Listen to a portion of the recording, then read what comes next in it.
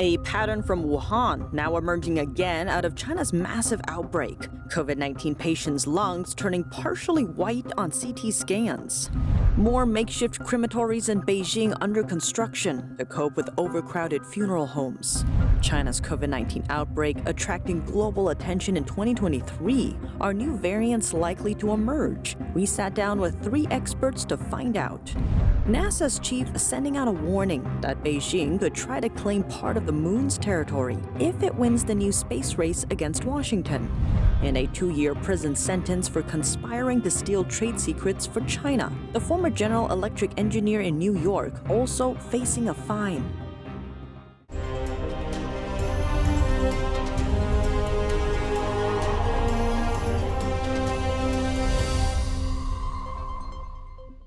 Welcome to China in Focus. I'm Tiffany Meyer. A pattern is emerging from China's sweeping COVID-19 infections, and it's sparking concerns about whether the virus has mutated or whether earlier strains of COVID-19 are driving the ongoing outbreak.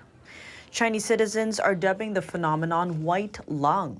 It refers to how some COVID-19 patients' lungs have turned partially white on CT scans. To clarify, it doesn't mean their lungs have turned white. The white appearance on CT scans indicates fluid and infection in the lungs, putting the patient in a serious condition. Healthy lungs should appear black on CT scans. Chinese doctors have flocked to social media, posting videos of patients who have the so-called white lung syndrome. Let's take a look at a video clip from a doctor working at a Beijing hospital. The CT scan comes from a 78-year-old male who died of COVID. Look at this patient. Both of his lungs have turned white on CT scans. This is the so-called white lung phenomenon. It's a very typical symptom of viral pneumonia. In another video, an unnamed doctor said he diagnosed 120 patients in 8 hours, and that about 12% of them had the white lung phenomenon. This is a CT scan of a 28-year-old patient. Look at the large patches of ground glass opacity in the lungs. This is a 48-year-old patient. The black parts of the lungs are healthy. The white area is appearing on both sides of the lungs. These are the lungs of a 65-year-old female. White lung, very serious infection. This is a 75-year-old senior. See the part where the lungs have turned white on the CT scans? Other doctors are also taking to social media, posting photos of their patients whose lungs have turned white on CT scans. Citizens, too, are reporting the white lung phenomenon among loved ones who have died of COVID-19. That includes a former anchor with China's state-owned broadcaster and the wife of a famous scholar. Both of their family members died of the virus, and parts of their lungs appeared white on CT scans. Some are questioning whether this indicates that an earlier strain of COVID-19 is driving the current outbreak. The white lung phenomenon was common when the pandemic first broke out in China, and studies show that Omicron tends to spare the lungs. Responding to the concerns, China's top health authority said white lung has nothing to do with the original COVID-19 variants, and that a considerable number of patients with such inflammation can return to good health. Beijing scrambling to launch a new campaign for funeral services, building makeshift crematories. It comes amid the growing COVID-19 outbreak in China. Funeral homes and crematoriums are working round the clock to meet the surge in demand.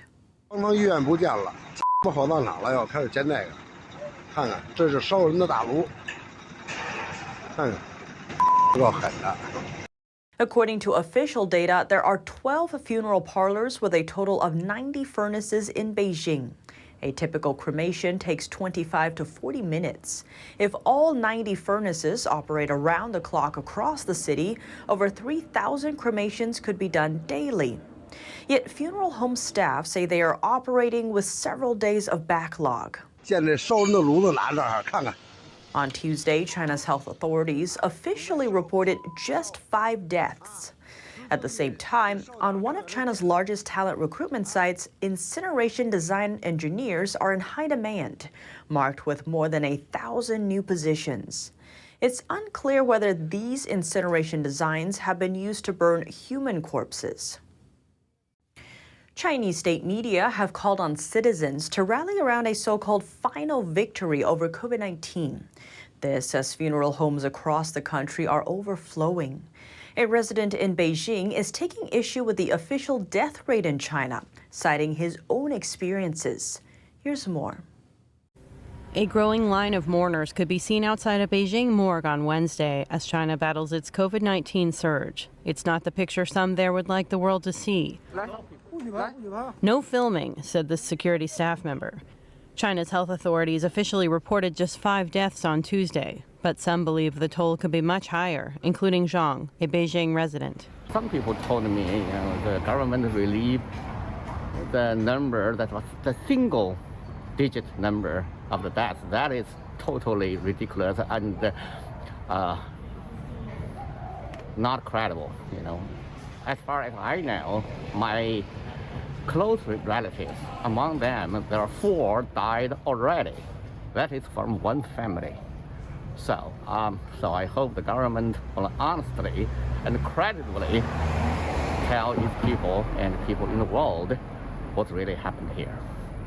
State mouthpiece The People's Daily on Wednesday called on citizens to rally around a final victory over the virus. Fearful of new variants emerging, countries are slapping tougher controls on inbound Chinese travelers, which Beijing criticizes as unreasonable and lacking scientific basis. But despite restrictions, state media says interest in outbound travel is cranking up. At least 5 million Chinese are expected to arrive in Thailand this year, a third of its pre-pandemic annual total, while bookings for international flights from China have risen yearly by 145%. Though passenger travel is still a fraction of pre-COVID levels, Beijing says it will increase flights and make it easier for residents to travel abroad. Beijing is lashing out over restrictions some countries are putting on travelers from China. Over a dozen nations are now asking passengers from China to get tested for the virus before departure or upon arrival. Examples include the U.S., France, South Korea, and the U.K. That's as COVID-19 infections continue sweeping through China. Here's the White House's response. There's no cause for retaliation here, just because countries around the world are taking prudent health measures to protect their citizens. That's what you're seeing from us and others. This decision is based on public health and science. Countries are imposing travel restrictions to limit the spread of the virus, but the measures are coming under criticism from the head of the International Air Transport Association, or IATA. The organization represents 300 airlines. That accounts for over 80% of global air traffic. The IATA says research shows travel restrictions make little difference in terms of limiting the spread. At most, the measure may postpone the peak by a few days. An expert gives his take on the issue. Travel bans and lockdowns only prolong the inevitable, that you cannot outsmart this virus by those kinds of measures. The virus is going to do what it's going to do, and if you lock down or travel ban, it's only going to do it later. It will eventually get to every country and do what it's going to do, and it's a question of getting it done now and over with now, or just waiting until you can't have those travel bans anymore, and then it'll do it eventually anyway. So there's no real point, and it's not a serious issue to deal with anyway. The U.S. is also considering testing wastewater from international airplanes. That's to help track possible new variants should they emerge. South Korea is one of those stepping up mandatory COVID-19 tests on travelers from China. This after a Chinese national who tested positive went missing while waiting at a quarantine facility. NTD's Daniel Monahan has a report. Health officials and military officers can be seen wearing protective suits. They are keeping a watchful eye as travelers from China stream through the arrival hall at Incheon International Airport. The travelers will then proceed to a nearby testing center. The case of the missing Chinese national has fueled public debate on restrictions on people arriving from China. South Korean authorities say the missing person was transferred to a hotel to await admission to quarantine, but then disappeared. Health Ministry official Kim Joo-young says the individual has been placed on a wanted list. Over 2,000 people have arrived from China since January 2nd. More than 22% of those tested were COVID positive. On Tuesday, about 26% of the more than 280 people tested were positive. Daniel Monahan, NTD News. Japan started testing arrivals from China for COVID-19 over the weekend. Those who test positive will be sent to quarantine facilities for 7 days.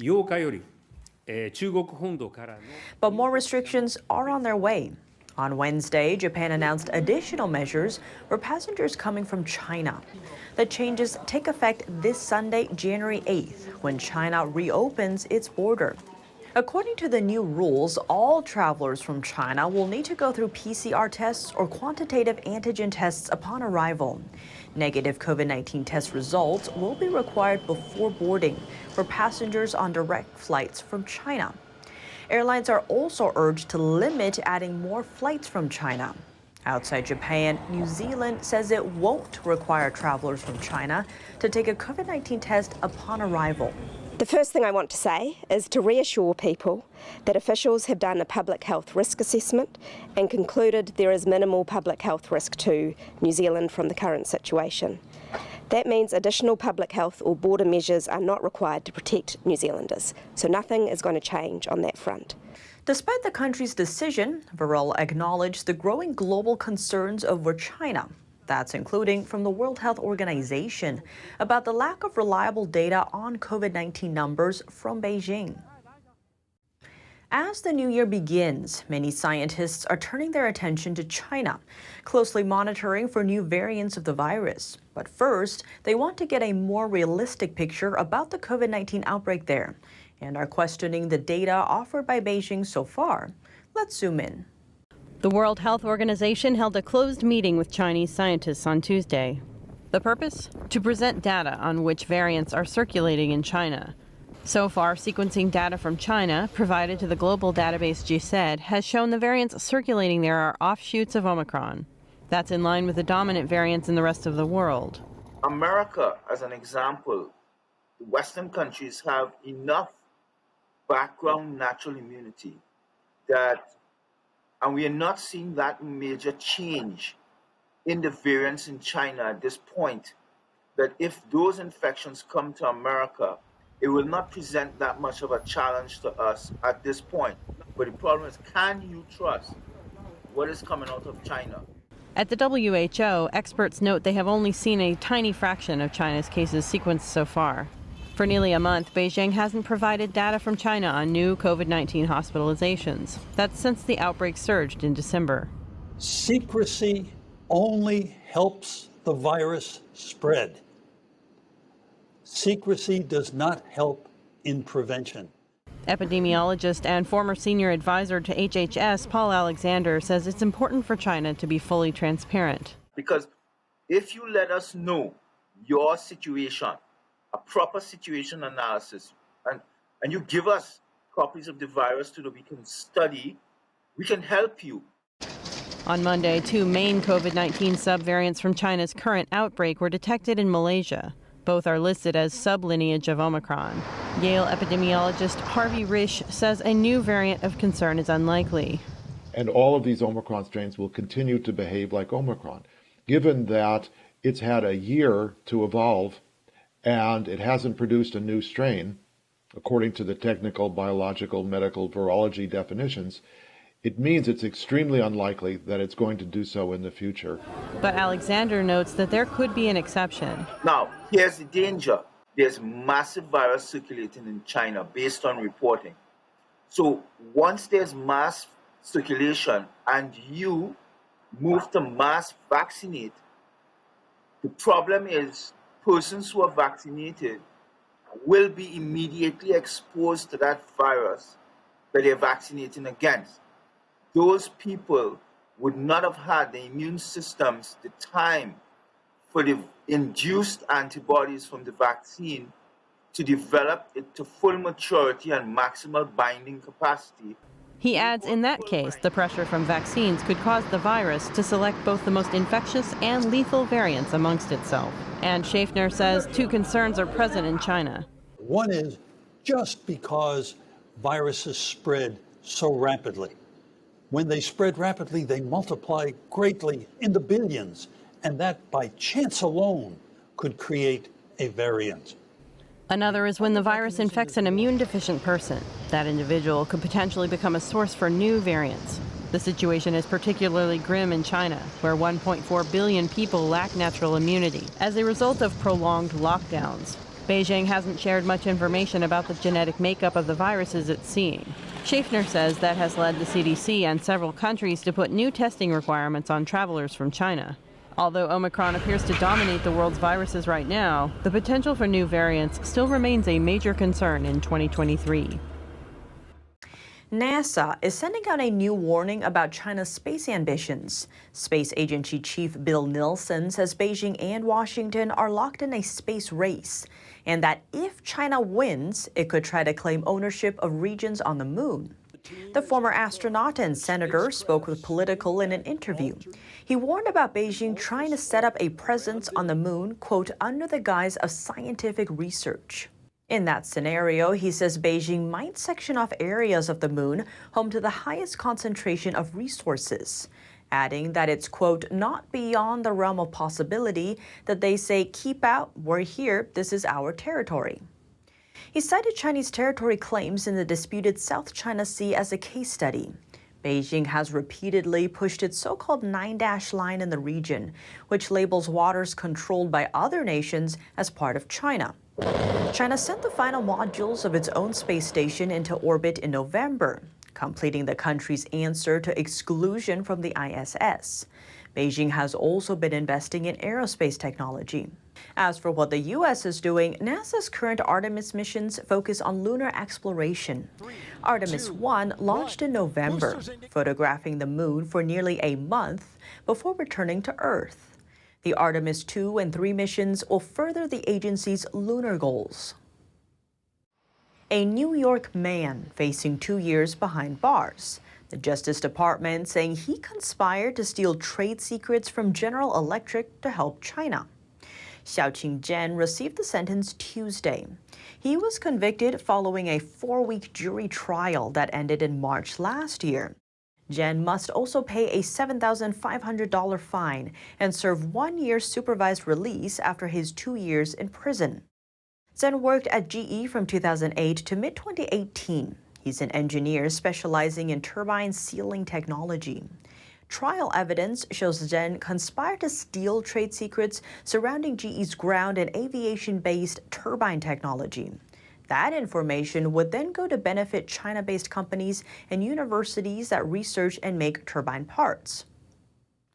That's all for today's China in Focus on YouTube. We're now showing a shortened version of our program here after being demonetized for more than a year. Here's what to look out for in our second half. An expert remarks on the Chinese Communist Party's influence over the United Nations. But she told me in some detail that basically China has given $10 million to the Secretary General's office, and the oversight of this fund is only with the Secretary General himself and some Chinese appointees, so there's no accountability beyond that. And it's basically for the Secretary General to spend as he wishes on development projects. Joshua Phillip with Crossroads sat down with Benedict Rogers, a renowned British human rights activist and author of the China Nexus, for details. The full episode is available on our partner platform, Epoch TV. To sign up, click the link down below.